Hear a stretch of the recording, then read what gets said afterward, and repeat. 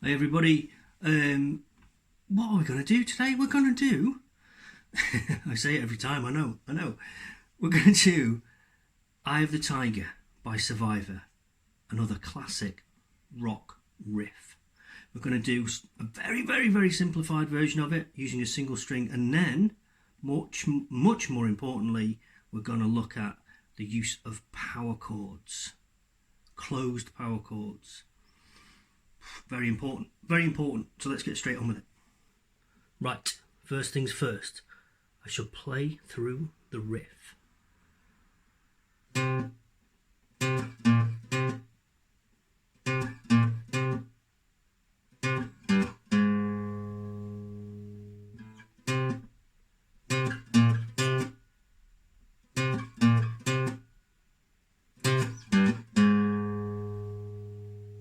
There you go.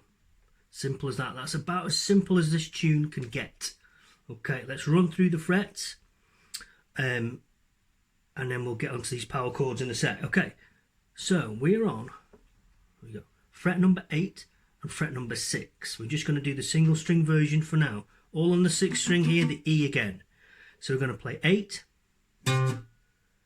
gap, 8, 6, 8. There's another gap, 8, 6, 8, another gap. 8, 3, 4. I'm using 2 fingers all the way through here. 8, 8, 6, 8, 8, 6, 8, 8, 3, 4. One more time. 8, 8, 6, 8, 8, 6, 8, 8, 3, 4. Okay, yeah, dead simple that. Using 2 fingers, because there's only 4 notes in it. Don't have to do too much moving around. The most important bit to make it sound like Eye of the Tiger is you've got to get the pauses in the gaps. So if you're struggling with that, either just listen to the tune, or alternatively, just think that there's a beat in between each of those little segments. Okay, so what I mean is this. So you play 8, beat, 8, 6, 8, 8, 6, 8, 8, 3, 4. And there's a count here. 2, 3, 4, 8, 8, 6, 8, 8, 6, 8, 8, 3, 4, 2, 3, 4. Okay, that should help you out with getting the timing of that riff correct. Right then, that's enough of that nonsense. Let's get right onto the chords, power chords. Right, so power chord, I'm going to show you the standard closed power chord shape. And what I mean by a closed power chord, there's no open strings in it. That's all I mean. Okay, so you've got here 8, and then you want a finger on the next string, the A string, 2 frets along. So you've got your first finger on 8, your third finger on the next string on 10. 8 and 10. Standard classic power chord shape. Now, if you're struggling to use your third finger, you can use your pinky instead. Doesn't matter. Doesn't matter at all. Either or. Okay? So now what you've got to do is hit 2 strings. The E and A. Okay? Just those 2. The riff is exactly the same. It's still 8, 6, 8, but now you've got this extra finger involved. Just remember, this finger stays 2 frets from this finger. This finger is 2 frets from this finger. Okay, it stays in that shape or pattern all the time for this tune. 8, 8, 6, 8, 8, 6, 8, 8, 3, 4. I'm going to use my pinky this time. 8, 8, 6, 8, 8, 6, 8, 8, 3, 4. Okay, that's it. That's all you need. What you'll find though when you start doing power chords is that whatever finger you've got on your A string, it might be a bit buzzy.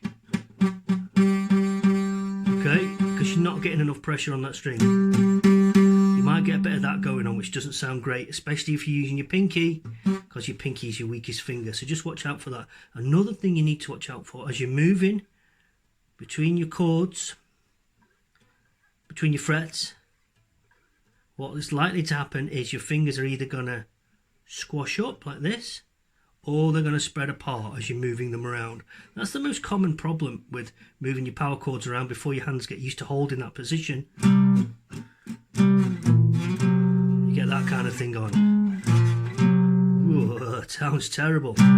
So the important thing is keeping your fingers in that position or shape. Okay?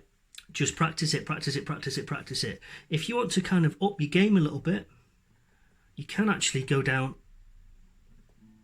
to the next string below the A string, which is the D. And that would be on the same fret as the finger above. So now you've got a 3-string power chord, okay? Okay, that's like a step up. So you've got 8, 10, and now 10 on those 3 strings.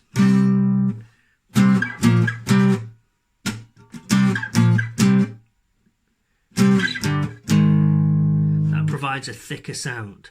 Now we'll go through the theory of power chords, etc., another time.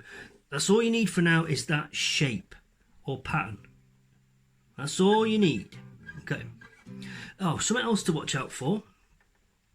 There's a tendency when you learn your power chords, it's not like when you learn a G or E minor, etc., you can't hit all the strings because you get this sound. Again, it sounds terrible. So what you've got to do is either be very accurate and only hit 2 strings or 3 strings if you're doing that slightly more complicated, thicker sounding power chord. Either do that and be very accurate with your strums, but that's quite hard if you're playing something that's very, very strummy. You want to be able to relax in the strum there and just strum all the strings. But if you strum all the strings, like I just demonstrated, you get that horrible noise. So you need to counteract that. And how you do that is you relax your finger across the strings. So let's go back to the basic easy power chord shape using the 1st and 3rd finger. Okay, you want those 2 to ring, and the way to get the other strings to not make any sound is, you see this finger is relaxed across the strings. I'm not pressing down. That would be a bar chord. We don't want that. Not yet. No bar chords yet. Hold your horses. We'll get to them in good time. So this finger needs to relax across the strings. So when you strum it, they don't make much noise. So that allows you to hit all 6 strings if you want to. Big strum.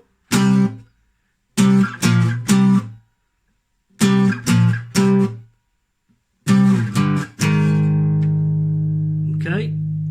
So that relaxing finger across allows me to hit all the strings without making a horrific noise.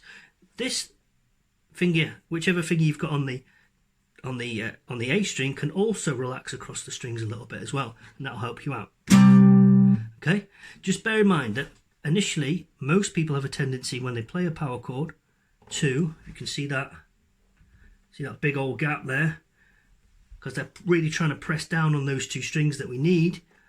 The fingers bridge or arch across the strings, and that creates, that doesn't sound too bad actually. It's not very Eye of the Tiger-ish though. Weird. So yeah, watch out for that. You've just got to, it's quite tricky because I'm saying you've got to press down with these fingers but relax the rest of your finger across the string. It's a bit tricky that. Okay, so I've waffled on a little bit there. That should have been like a 2-minute tutorial. Anyway, it's very important that your power chord is super important to unlocking literally thousands and thousands of songs you can play with just power chords alone. So it's really important. Okay, enjoy it.